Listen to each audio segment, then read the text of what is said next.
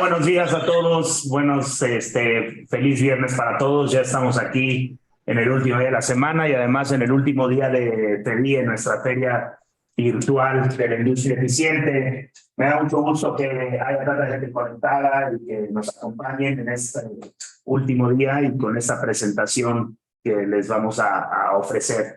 Les recuerdo un poquito lo que es la FEBIE. La FEBIE es un concepto que desarrollamos aquí en el grupo durante la pandemia. Ya es el cuarto año que estamos para poder estar cerca de ustedes. Creo que a través de los contenidos que vamos mostrando, ustedes se llevan una idea más de lo que nosotros hacemos, de lo que representamos y además algo más de material que les pueda servir en la toma de decisiones de sus proyectos. Entonces, bueno, pues no quiero quitarle tiempo a nuestra ponencia de ahorita en esta hora. Les recuerdo siempre, está abierto el micrófono, está abierto el chat. Por cualquier pregunta, duda que quieran hacer, la pueden hacer en el chat. Estaremos aquí dándole respuesta. Yo estaré acompañando a David. Y no me queda más que presentar a David Zapata. La verdad es que hay que aprenderle bastante todo lo que conocimientos que tiene. Y bueno, pues te doy la bienvenida, David. Bienvenido y gracias. Muchas gracias, Gerardo. Y buenos días a todos. Muchas gracias por su asistencia a este último día de la Feria Virtual de la Industria Eficiente de RASH 2023. En esta ocasión nos toca platicar un poco sobre calibración. El nombre de nuestra conferencia es No te quedes fuera del parámetro, reglas básicas para la calibración de instrumentos.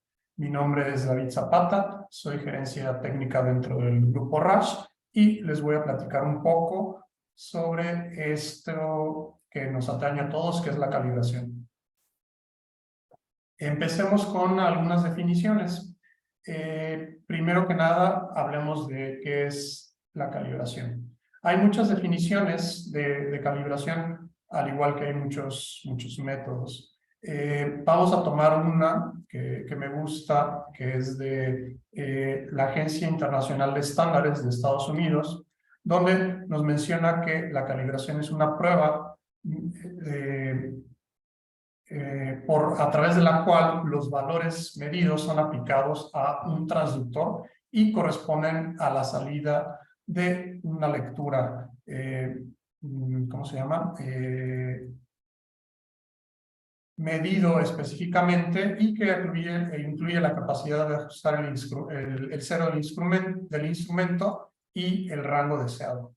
Esto lo podemos interpretar como que tenemos un instrumento de medición que va a ser retado contra un instrumento estándar que tiene una precisión mayor para detectar, correlacionar, ajustar y rectificar esta lectura y pueda ser comparada. Típicamente, un solo instrumento es verificado en varios puntos dentro del rango. El rango del instrumento puede ser mayor que el rango que estemos calificando. Esto quiere decir que aunque nuestro instrumento tenga un rango de menos 10 a 80 grados centígrados, tal vez a nosotros solo nos interese calibrar por nuestro proceso dentro del rango de temperatura ambiente, tal vez unos 20 a 60, 70 grados centígrados, dependiendo de lo que tengamos o las necesidades. Estos valores se pueden ajustar normalmente cambiando el valor del 0 y cambiando el valor del rango o span. Con estos nos podemos referir que esta es la capacidad de ajuste o calibración del instrumento. ¿Cuáles son las características de la calibración? Vamos a hablar de varios elementos. Principalmente vamos a hablar de tolerancia. Cada instrumento debe de tener una debida tolerancia. La precisión del instrumento también es una de las características importantes de un instrumento. Esto nos dice qué tanto o qué tan lejos esté del error la medición actual. Y vamos a hablar de trazabilidad, tanto como de incertidumbre. Precisión. Digo, esta es una gráfica que me imagino que todos hemos visto, o si no la hemos visto, podemos hablar de esto. Estamos viendo diferentes dianas o diferentes miras de tiro, y tenemos diferentes comportamientos de los dardos. Tenemos desde la opción D, donde tenemos tanto precisión como exactitud, y tenemos otras donde hay o precisión o hay exactitud. Hablando de esto, ¿a qué le llamamos a esta relación de precisión? Lo que queremos ver o lo que queremos definir es esta relación entre nuestro estándar de referencia y la precisión del instrumento que está siendo probado. Lo que vamos a ver o lo que quisiéramos obtener es una relación de 4:1 cuando estemos realizando las calibraciones. Esto significa que el instrumento o el estándar en el que nos estemos basando sea al menos 4 veces más preciso que el instrumento que se está verificando. Conforme va avanzando la tecnología y se vuelven más precisos nuestros instrumentos de medición en campo, esto cada vez es más difícil. Sin embargo, esto sigue siendo la práctica común o la práctica recomendada a manera en sitio, para tener siempre un estándar que sea mucho más preciso que el instrumento de medición que estemos utilizando. Puede ser que alguna medición lleve más de un estándar, lleve 2 o lleve 3, pero siempre se busca que por lo menos se mantenga esta relación de la precisión. Otro punto a considerar, otra característica importante, es la tolerancia de nuestro instrumento.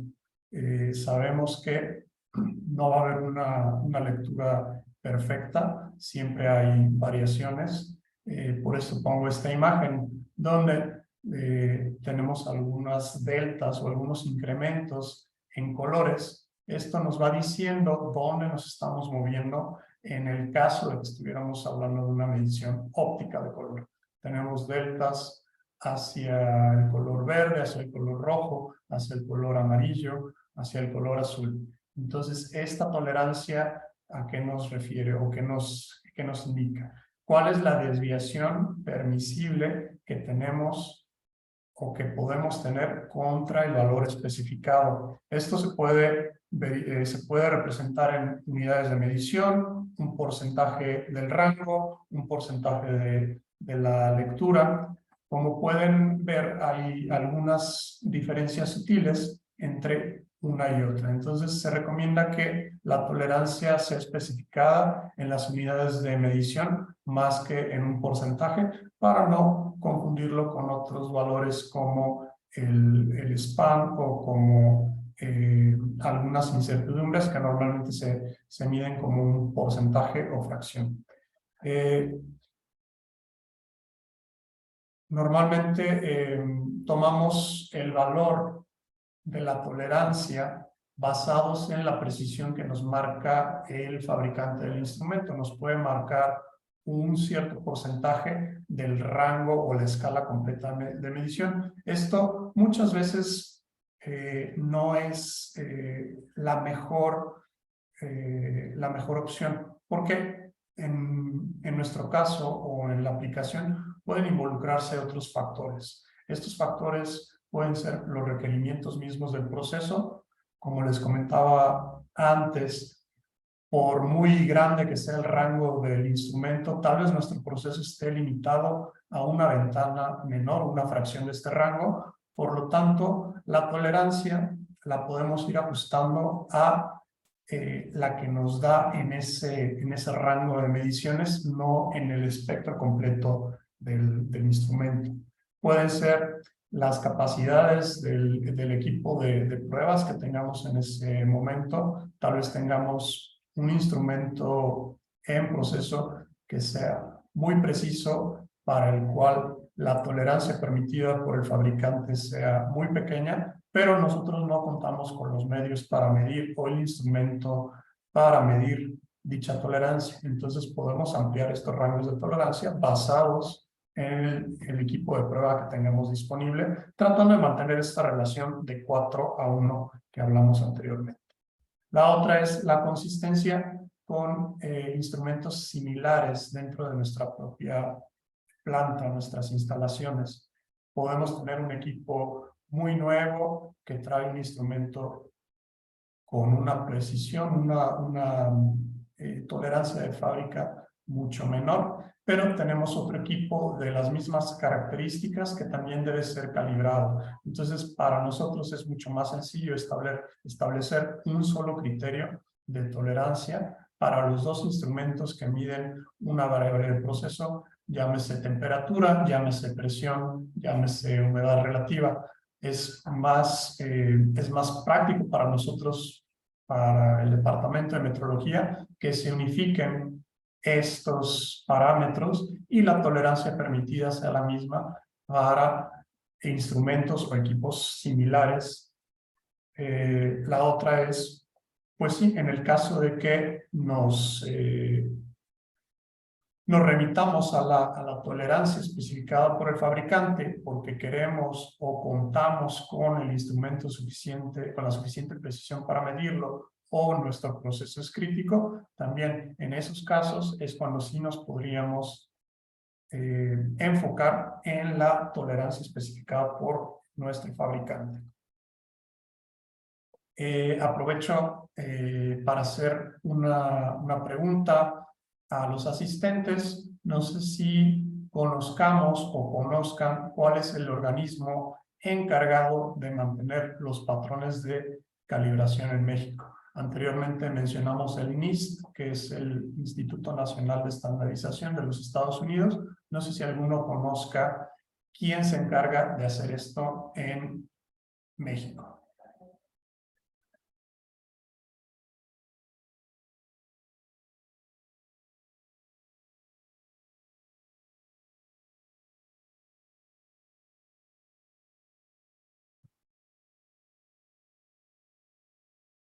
De acuerdo, si no hay nadie que lo conozca, para México el encargado de mantener estos patrones de calibración es el Centro Nacional de Metrología, el CENAM.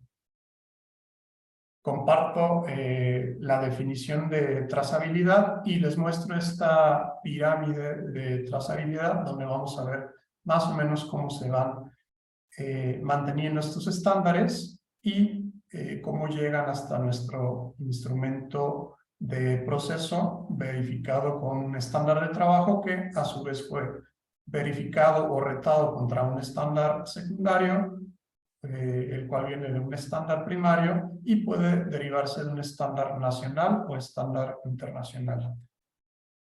Todas las calibraciones de los instrumentos deben ser trazables hasta o hacia un estándar reconocido internacionalmente o nacional. En Estados Unidos, como les comentaba, es el NIST. En México es el CENAM, que es el Centro Nacional de Metrología. A su vez, el Centro Nacional de Metrología tiene algunos laboratorios de referencia con los que nos podemos apoyar en materia de mediciones, y para esto se hace una acreditación.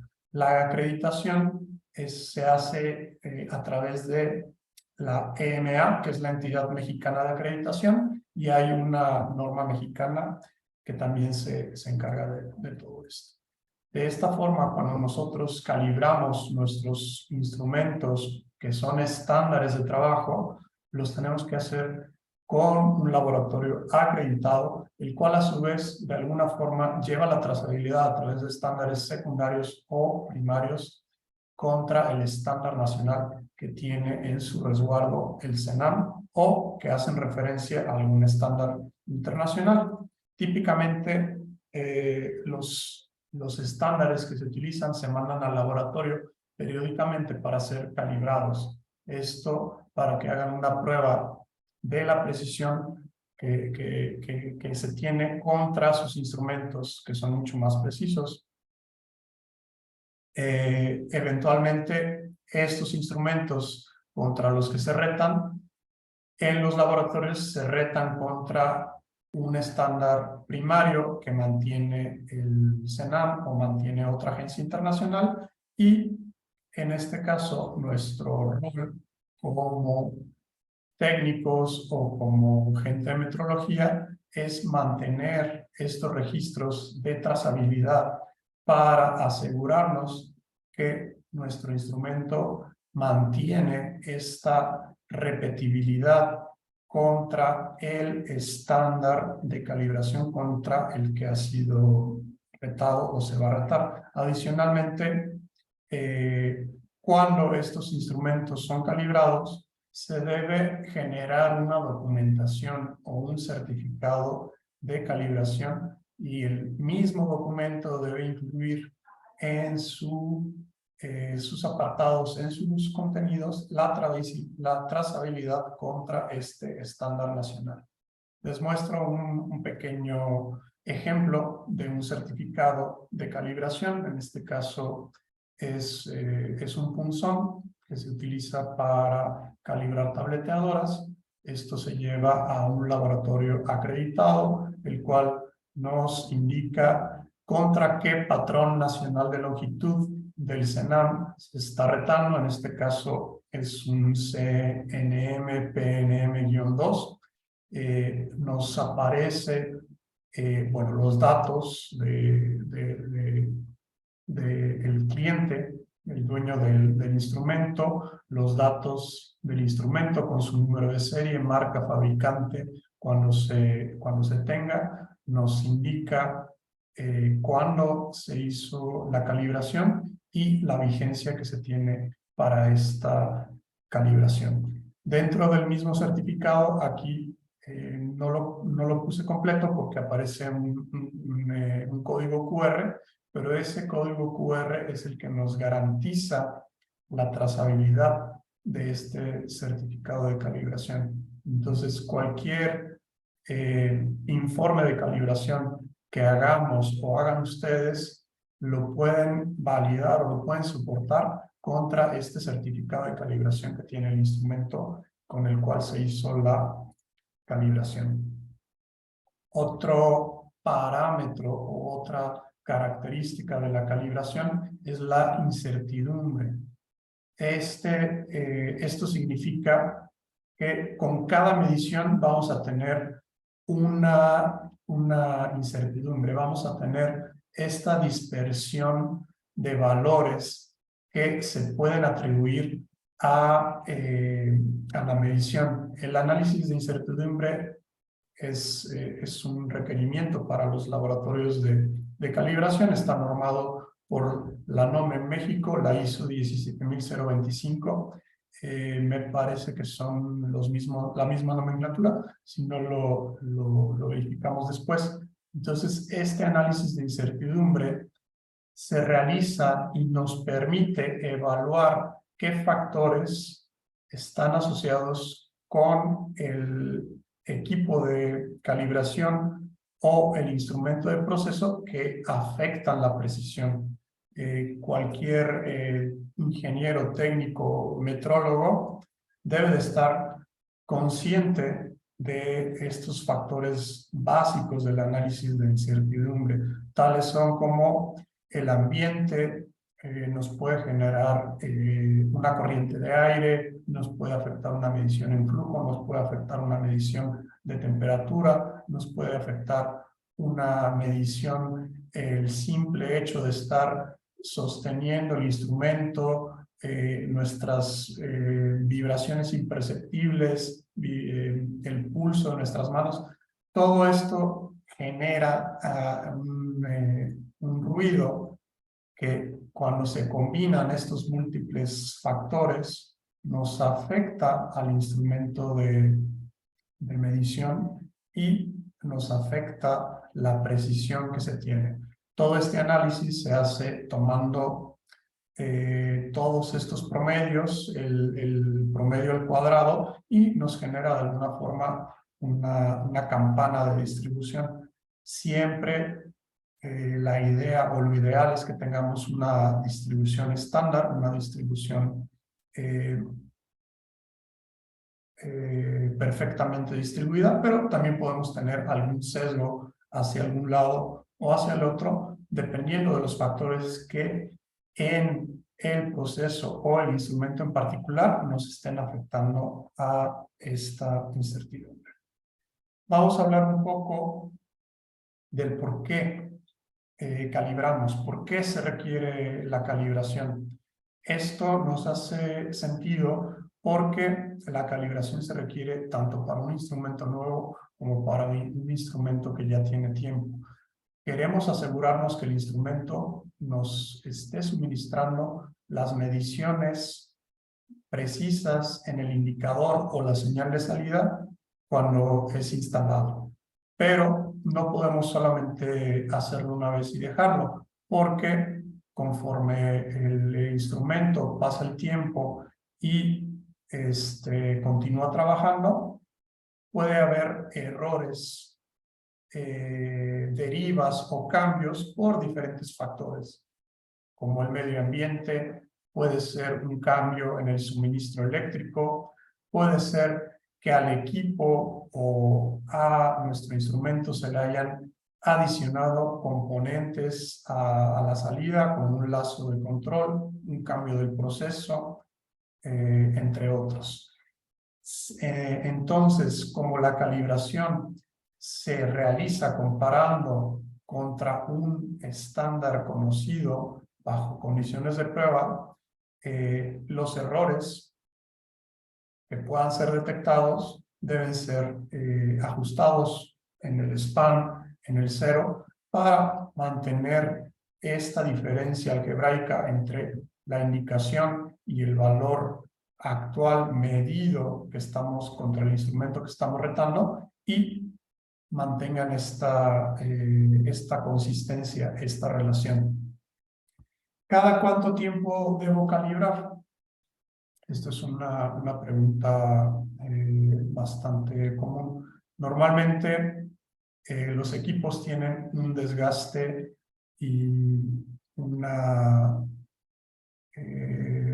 pues sí, un desempeño, un desajuste natural conforme pasa el tiempo.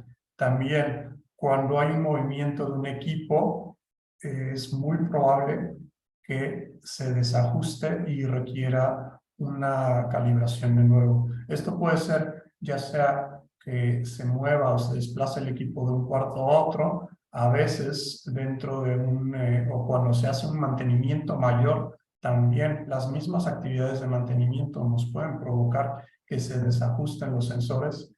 Una limpieza mayor también nos puede llegar a ocasionar que se desajusten los sensores. Los componentes se pueden haber movido, se pueden haber desgastado. Puede haber factores ambientales que impacten como la temperatura, humedad, presión del aire, nos afecta una acumulación de polvo, nos afecta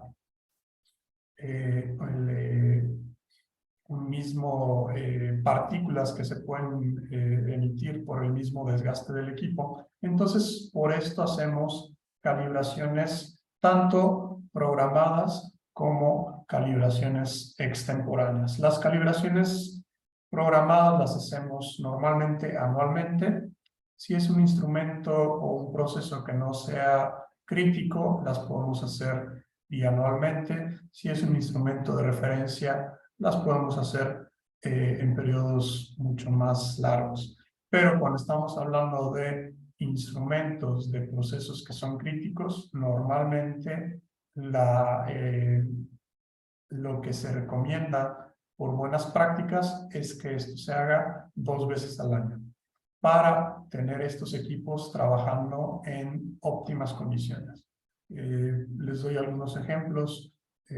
Tableteadoras normalmente se piden anualmente, pero si tenemos algún evento donde el cliente haya identificado un atascamiento o algún impacto mecánico mayor, normalmente nos piden de forma extemporánea que se haga una calibración. Otros elementos que se calibran anualmente son autoclaves, hornos de espirogenado, verificadores de dureza.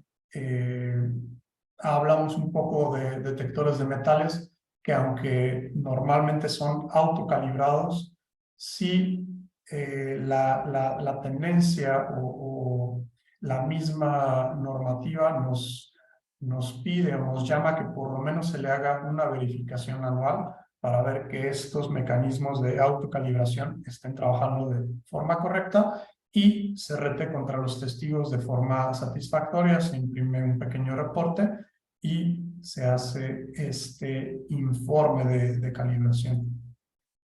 Vamos a hablar de errores típicos que se tienen con los instrumentos. Siempre vamos a tener una variación entre la medición ideal y la medición que estamos teniendo actualmente. Esto se debe a varios factores. Los más comunes o los más conocidos es el cero y el span o rango del instrumento. Estos son corregidos periódicamente cuando se hace la calibración. La mayoría de los instrumentos incluyen algún medio para hacerlo, ya sea un potenciómetro, conectarse a través de un instrumento hard, tienen alguna forma de hacer la programación a través de una interfase con una computadora o con otro instrumento de calibración. Este ajuste en el cero nos ayuda a tener un ajuste en paralelo entre la entrada y la salida de toda la curva. Lo que haríamos es mover la curva actual hacia arriba o hacia abajo, y el ajuste del rango nos permite cambiar esta pendiente que se ve entre la entrada y la salida del instrumento. Esta linearización o este error de linearización se puede corregir si el instrumento tiene un ajuste. Si el error o la magnitud entre la entrada y la salida no es lineal, muchas veces hay un transductor intermedio que es el que hace este ajuste. Si esta linealización no es posible o ya es inaceptable, normalmente terminamos por rechazar o reemplazar el instrumento. Para detectar y corregir precisamente estos errores en los instrumentos, las calibraciones periódicas son realizadas.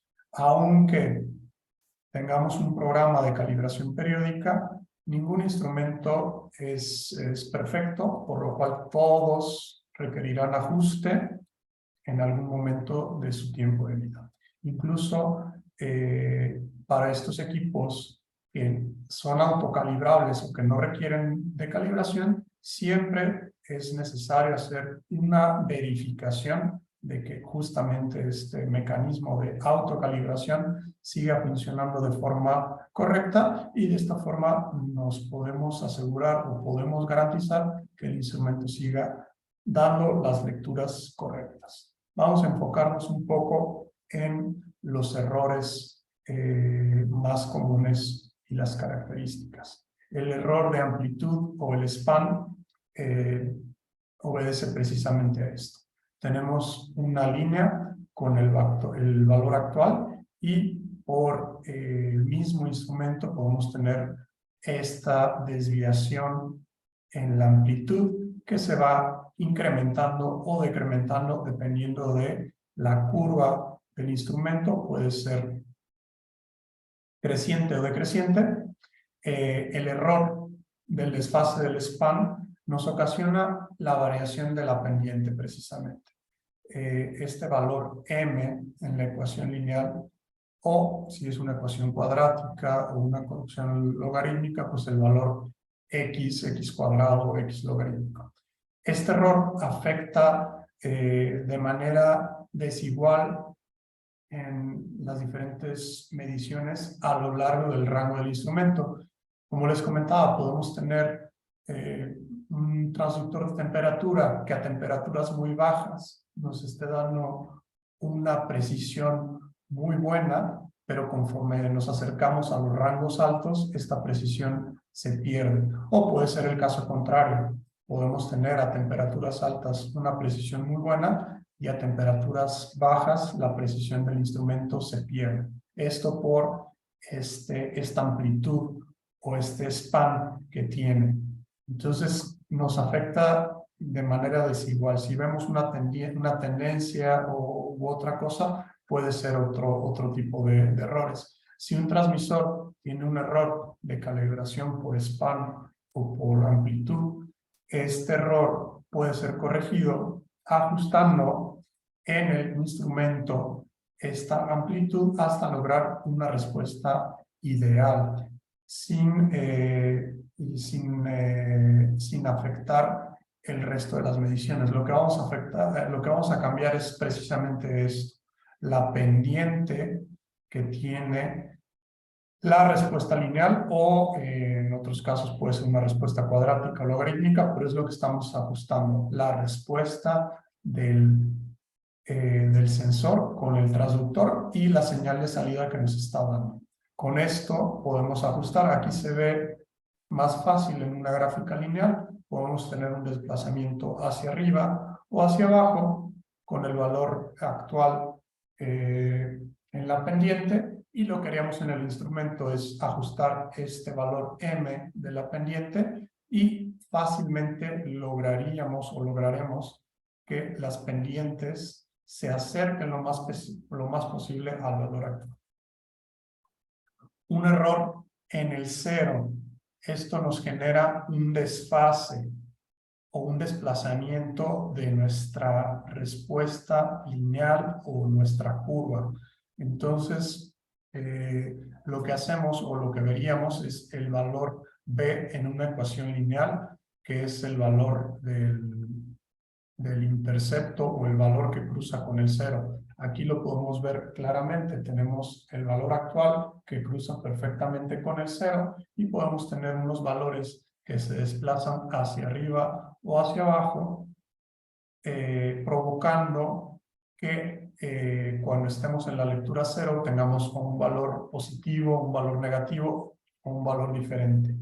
¿Cómo sabemos que este error es del cero? Pues porque nos afecta a todos los puntos o valores de la medición cuando estemos haciendo la calibración. Entonces se provoca el mismo porcentaje de error dentro de todos los puntos, dentro del rango o el intervalo del instrumento que se está calibrando. Si un transmisor tiene un error de calibración por cero, normalmente este error puede ser corregido muy fácilmente ajustando cuidadosamente el potenciómetro, el valor ¿cómo se llama? El valor de referencia de 0 hasta que lleguemos a la respuesta ideal o más cercano a la ideal. Entonces estamos ajustando este valor b de una ecuación lineal. El valor podría ser también una variable que se suma a una ecuación exponencial o una ecuación logarítmica. Otros errores que tenemos es el de linealización. Cuando tenemos un valor deseado que está en el centro, pero nuestra respuesta se aleja en algunos puntos del rango y se acerca después teniendo un alejamiento o un desplazamiento máximo, lo más seguro es que tengamos un error de linealidad en la calibración. Esto que provoca, pues precisamente esto, que nuestra respuesta no sea una línea recta, que nuestra respuesta se vuelva una curva que dista o se aleja en ciertos puntos de la medición o el valor deseado. Este error no está relacionado con el cero o con el span, simplemente es una desviación que puede ser implícita dentro del mismo tipo de medición. Hablando de termopares, vemos esta respuesta. Hablando de algunos transductores de presión, también podemos llegar a ver esta respuesta. En estos casos, algunos instrumentos o algunos transductores nos dan la posibilidad de ajustar esta respuesta de linealidad. Este parámetro debe ser ajustado con mucho cuidado porque un ajuste muy pequeño nos puede impactar enormemente en la medición o en la salida. El comportamiento de este ajuste de linealidad es único para cada modelo de instrumento. Los que tienen esta posibilidad no podemos hacer el mismo ajuste de un valor o un porcentaje X con un instrumento de un fabricante y tratar de o esperar que otro instrumento, aunque sea de las mismas características, pero de otro fabricante, otro modelo, se comporte igual. Este ajuste de linealidad será independiente y exclusivo para cada instrumento que estemos trabajando. Entonces aquí sí hay que tener mucho cuidado, hay que leer muy bien la documentación del fabricante para conocer muy a detalle cómo se ajusta la exactitud de este parámetro. Si el instrumento no provee la posibilidad de modificar esta linealidad, lo que podemos hacer o la posibilidad que tenemos antes de rechazar un instrumento con esta desviación de linealidad es dividir o limitar el rango en el que estamos midiendo, porque como se puede apreciar, normalmente el error es menor acercándonos a los puntos bajos o a los puntos altos o los límites altos del instrumento. La curva puede ser diferente.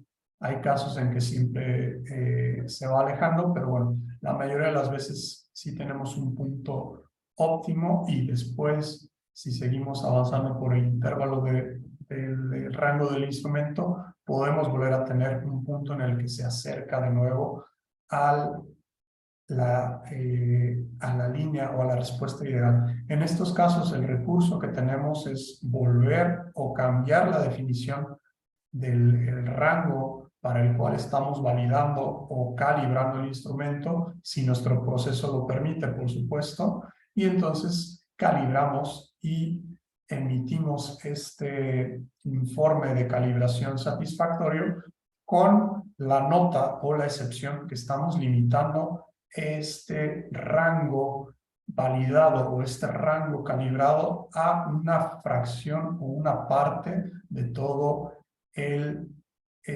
rango de funcionamiento del instrumento. Es un recurso que se utiliza muchas veces en campo y normalmente se hace mientras el instrumento es reemplazado o se tiene algún otro plan de acción o o si se va a mantener así, pues se hace el control de cambios, relacionado y se mantiene el instrumento trabajando si esta calibración vemos que sigue siendo válida en años subsecuentes o calibraciones subsecuentes. Tenemos otros errores como la histéresis, perdón. En este caso tenemos un instrumento de presión donde si empezamos a calibrar o a validar el instrumento desde presiones bajas y vamos incrementando poco a poco en los valores que hayamos determinado que se requieren para tener la suficiente certeza de que la calibración es correcta, vemos cómo hay una diferencia así lo hacemos a la inversa. Empezamos en una presión alta y poco a poco vamos decreciendo la presión y vemos que los valores que tenemos o la respuesta que nos da el instrumento es diferente. Esto puede ocurrir con algunos transductores donde la misma fabricación o el mismo funcionamiento del instrumento provoca esta pérdida o ganancia en la lectura cuando puede ser una fricción mecánica, una pérdida, en este caso pudiéramos tener una pérdida de presión con algún elemento mecánico, algún tubo de burdón, algún fuelle, diafragma, algún pivote, etc. Siempre esta fricción o esta diferencia mecánica va a trabajar o actuar en dirección opuesta a la del movimiento relativo del transductor. En este caso, si el elemento de presión sufre una expansión conforme la presión disminuye, pues vemos el efecto contrario cuando el elemento se está sometiendo a una presión mayor, ya que tiene una contracción. Entonces, de esta forma podríamos identificar que tenemos un error de histéresis. Este tipo de errores normalmente no pueden ser corregidos, no pueden ser compensados por el instrumento. Hay algunos que sí, los que ya tienen alguna lógica o alguna instrumentación más avanzada, pero por lo general, si este error nos genera salirnos de los parámetros límite superior e inferior que estamos midiendo, debemos rechazar el instrumento y hacer el plan para reemplazarlo.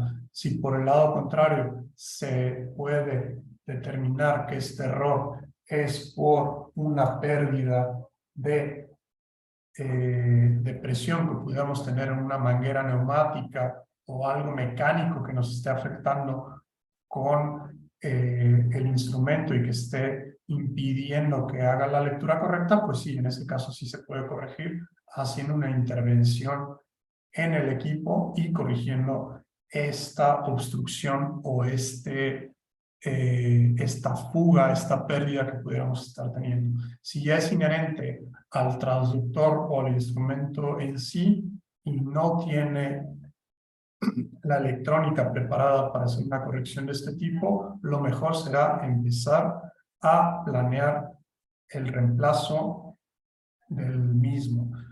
Igual que en el caso anterior, si vemos que esta histéresis solo ocurre en un rango limitado, siempre estaría la opción de acotar este rango de calibración solamente a una región, a una zona, si nuestro proceso nos lo permite.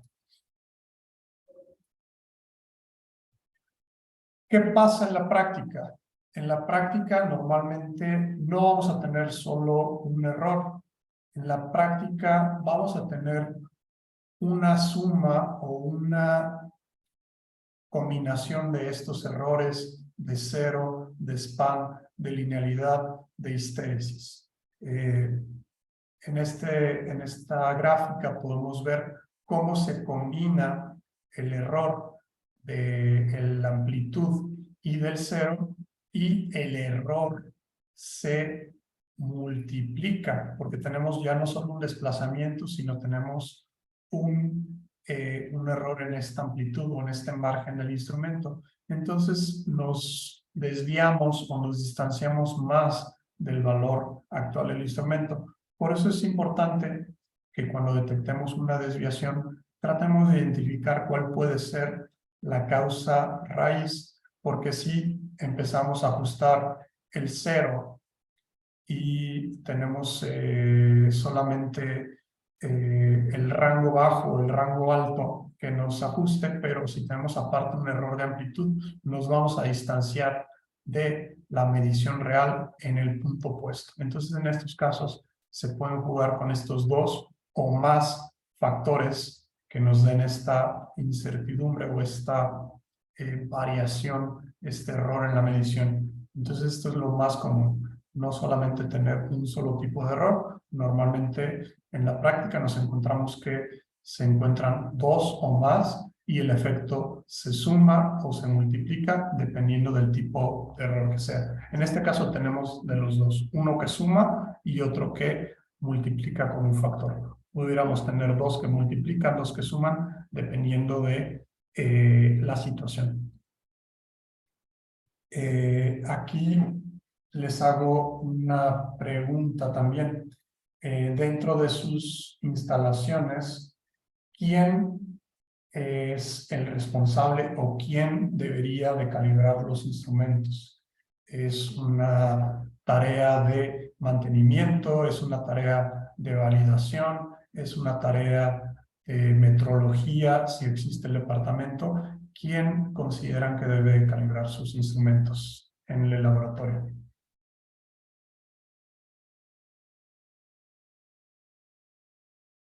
El departamento de metrología. De acuerdo, sí, normalmente si se cuenta con el departamento de metrología es quien se encarga de realizar estas calibraciones. Gracias. Mantenimiento, sí, mantenimiento también puede ser el encargado. Podemos tener también alguna participación de calidad, aunque calidad normalmente se encarga de precisamente validar estos reportes o estos informes de calibración y emiten un diagnóstico donde se asegura que se hizo de forma correcta. Entonces vamos a hablar un poquito de las competencias, virtudes y aptitudes que debe tener el personal encargado de calibración. El mismo puede ser un técnico, puede ser un ingeniero, puede ser una persona que ha sido capacitada, como en el caso de que tenemos algún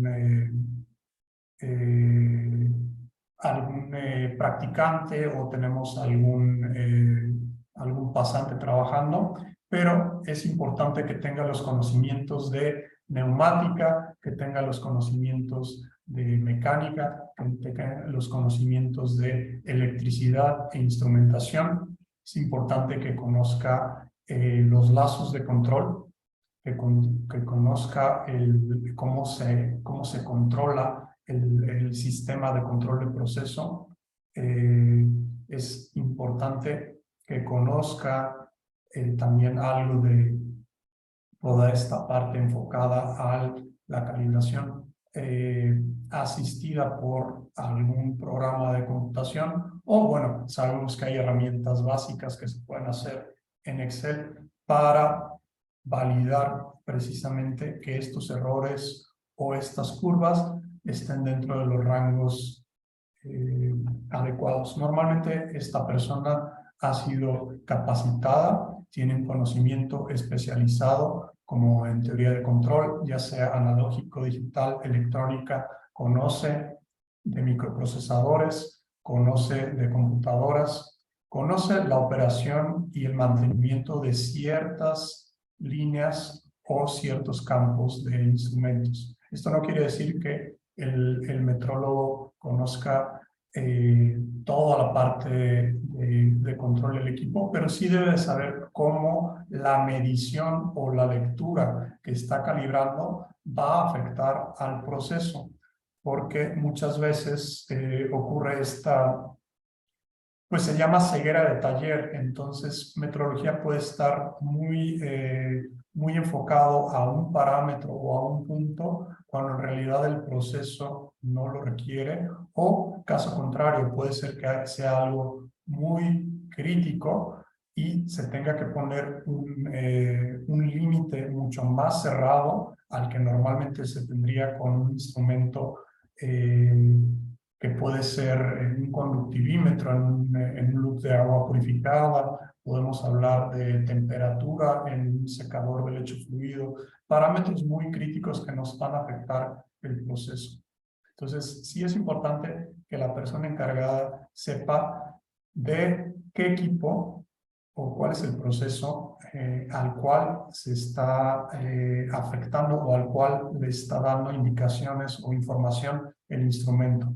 También es importante que esta persona conozca de toda la parte de magnitudes, presión, temperatura, flujo, fuerza, posición, movimiento, propiedades físicas, composición física y otras variables de proceso. Esto nos va o le va a dar todo el fundamento y todas las bases para poder hacer una calibración y pueda identificar cuáles son los factores externos o estas fuentes de incertidumbre que le puedan estar afectando a la medición, como platicamos. Puede ser suciedad, polvo, puede ser algún tema de limpieza, que algún transmisor no esté recibiendo una señal óptica. Pueden ser varios factores. Y otros puntos que ya van más enfocados a sus competencias. Debe ser una persona muy honesta y con una integridad muy alta. ¿Por qué? Porque normalmente la persona que va a calibrar trabaja de forma independiente y debe de dar un dictamen completamente imparcial, aunque sí debe de conocer el proceso, su dictamen su dictamen o su informe debe estar completamente libre de cualquier influencia de producción o de mantenimiento o de calidad. También deben de saber qué puntos son realistas o no realistas con base a los requerimientos. Si él detecta que hay un procedimiento o hay un documento que pide algo más allá de las capacidades del instrumento o del proceso, también debe ser capaz de reportarlo e informarlo. Nadie debe de poder cuestionar su juicio o hacer alguna presión para que cambie algún dictamen. También debe tener mucha atención al detalle. Las calibraciones se hacen periódicamente, anuales, semestrales. Él debe estar muy al pendiente de qué ha cambiado de una calibración a la otra. Si en el cuarto se trajo otro instrumento, otra máquina que puede estar generando un ruido, la temperatura cambió significativamente, hay humedad, detecta alguna fuga. Todo esto debe estar muy al pendiente, al detalle de todo esto y reportar cuando encuentre alguna diferencia. Y por último, debe tener una excelente práctica o excelente manejo de la documentación. Esto es sumamente importante para la validación, el departamento de calidad.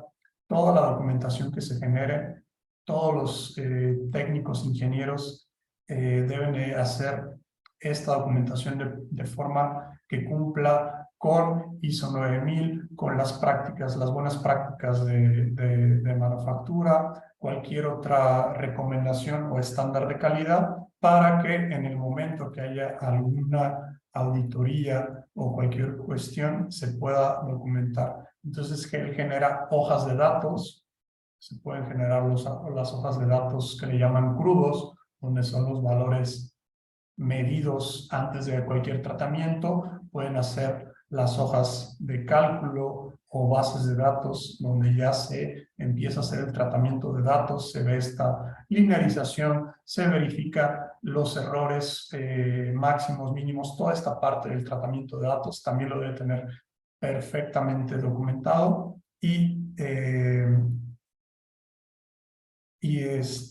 de lo que hablamos antes de su entendimiento o conocimiento del proceso, también debe ser posible o debe ser capaz de hacer alguna observación en el caso de que note algún cambio, alguna modificación en el proceso, alguna indicación que le diga que la medición que se acaba de tomar puede estar afectada o influenciada por un factor externo que no existía antes. Entonces, todo esto le va a permitir que sus informes de calibración sean lo más imparciales, lo más objetivos y lo más alineados cuantitativamente a lo que nos pide la normatividad y nuestros programas de buenas prácticas de manufactura, buenas prácticas de documentación. También debe de conocer diferencias cuando los instrumentos son de referencia, son críticos, no son críticos, cuando se hace una calibración en campo, cuando se hace una calibración en banco, que es cuando el instrumento se desmonta y se lleva a un cuarto o un área donde tenemos los elementos o los instrumentos para calibrar, cuando se está calibrando por lazo en lugar de que se esté calibrando un instrumento de forma independiente. Con respecto a esto, la diferencia de una calibración en lazo con la de una calibración individual responde a un ejemplo muy parecido a lo que se ve en esta imagen. Podemos tener un elemento de temperatura, un PT100, podemos tener un RTD, un termopar, y entonces vamos a tener un transductor que es el que hace la conversión de esto, valor que se esté midiendo en resistencia, corriente o la otra variable u otra variable física, a un valor digital o analógico que se muestra tanto en un indicador local como puede mostrarse en un indicador distribuido. Entonces es diferente cuando estamos calibrando el elemento de temperatura localmente a cuando lo calibramos en este lazo. El lazo nos puede generar algunos errores o algunas incertidumbres, pero también si nuestro equipo o nuestro proceso se controla mediante esta lectura local o distribuida, pues es importante que verifiquemos que el lazo esté correctamente calibrado. Cada uno tiene sus ventajas y sus desventajas. Cuando se verifica solamente el instrumento de forma individual, tenemos la desventaja de que no estamos verificando que todo el lazo de control esté dentro de tolerancia. Podemos cometer algunos errores al momento de volver a conectar el instrumento al lazo de control. Si son 2 hilos, 3 hilos, se invierte una polaridad, hasta podemos terminar dañando un instrumento. Y el uso de la persona de metrología o la persona que va a calibrar es menos eficiente, ya que tiene que desconectar, probablemente llevarse el instrumento a un banco, a una mesa de trabajo y regresar y volver a hacer la calibración. Las ventajas al desconectarlo y hacerlo de esta forma es que nos aseguramos que el instrumento fue ajustado y calibrado de forma correctamente. También podemos tener la ventaja de que hacerlo de esta forma en un banco podemos tener un calibrador multifunción. Entonces, si tenemos un elemento de temperatura, pero que también está afectado por la presión, o de humedad, pero también está afectado por la temperatura, o elementos transductores que tienen multivariables, los podemos calibrar de forma mucho más adecuada en banco. Pero siempre sabiendo que esta verificación de lazo lo recomendable es hacerla también. Bueno, regresamos un poco a esta parte de las buenas prácticas de manufactura, buenas prácticas de documentación, calibración.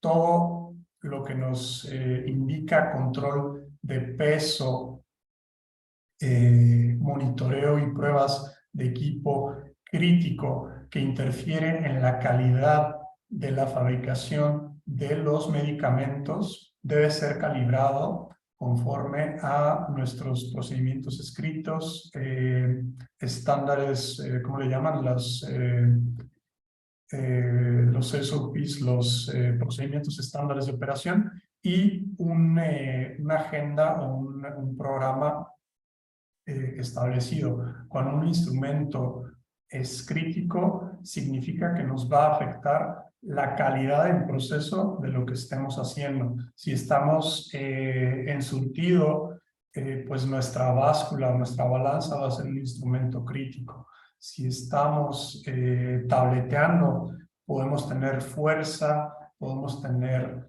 profundidad, podemos tener velocidad en el mismo desplazamiento de los punzones. Son parámetros críticos que nos van a afectar en dureza, nos van a afectar en espesor, nos van a afectar en la misma productividad que tenemos del equipo. Las calibraciones al equipo deben ser realizadas utilizando los estándares que sean trazables a los estándares certificados, si existen. Todos estos registros de estas calibraciones deben ser mantenidos.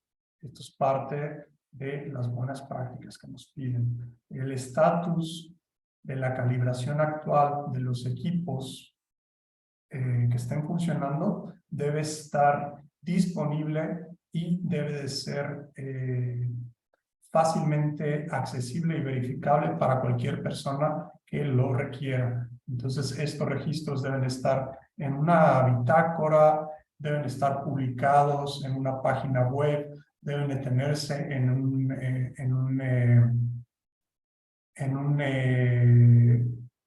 archivo en Excel, en un servidor. Debe ser algo que cualquier persona que quiera verificar aseguramiento de calidad, un técnico de validación, mantenimiento, el mismo personal de metrología, pueda saber exactamente cuándo y cómo y quién fue el que calibró por última vez este instrumento. Normalmente para esto agregamos una etiqueta o un tag al equipo, pero en esta normalmente solamente tenemos información limitada, pero por lo menos debe aparecer la fecha en que se realizó la calibración y cuándo es el vencimiento, para que cualquiera que vea el instrumento o tome una medición se asegure al momento de tomar la lectura o el registro que el instrumento se encuentra dentro de su validez de calibración. Los instrumentos que no cumplen con estos criterios de validación no deben de ser utilizados. Las desviaciones a estos estándares de calibración aprobados en instrumentos críticos deben de ser investigados para determinar si estos pudieron llegar a tener un efecto en la calidad de algún producto o algún paso intermedio en la fabricación de algún medicamento. Esto es, si dado la vigencia de calibración, que puede ser 6 meses al ser un instrumento crítico, nos percatamos que hay una desviación en este instrumento y es parte de un proceso o se ha determinado que es un instrumento crítico, se debe de hacer una investigación para verificar que no haya tenido un impacto o que no se haya tenido una desviación en la calidad o en alguno de los productos manufacturados debido a esta desviación. Esto normalmente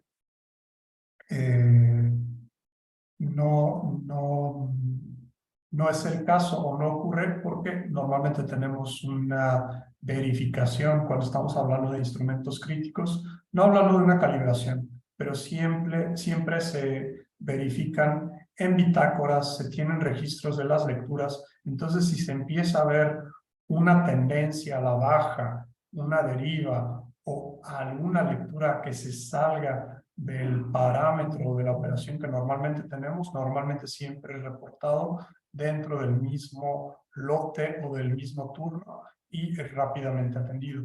Pero en el caso de que no fuera y se detecta una desviación, sí habría que hacer una investigación hasta determinar que no hubo una afectación por este instrumento que quedó o salió dentro del rango de calibración. En nuestra experiencia o nuestras actividades como RASH, normalmente atendemos tableteadoras, atendemos autoclaves, atendemos hornos de desperogenado, atendemos instrumentos de verificación en proceso y en el laboratorio como dureza. Hacemos algunas corridas de desintegradores, que es algo un poco diferente porque también nos implica otro método. No es solamente una calibración, hay que hacer una serie de determinaciones también. Tenemos también detectores de metales que, como comentábamos, son autocalibrables, pero les hacemos una verificación cada año o dependiendo del periodo que nos lo soliciten, nada más para que ustedes tengan la certeza y la confianza de que la autocalibración está funcionando de forma adecuada, entre otros. Hago una pausa en este momento por si hubiera alguna pregunta. Voy a leer algunas cosas que nos preguntaron. Bueno, aquí están algunas de las respuestas. ¿Hay algún certificado que tramitar para hacer calibraciones internas a instrumentos de temperatura y humedad?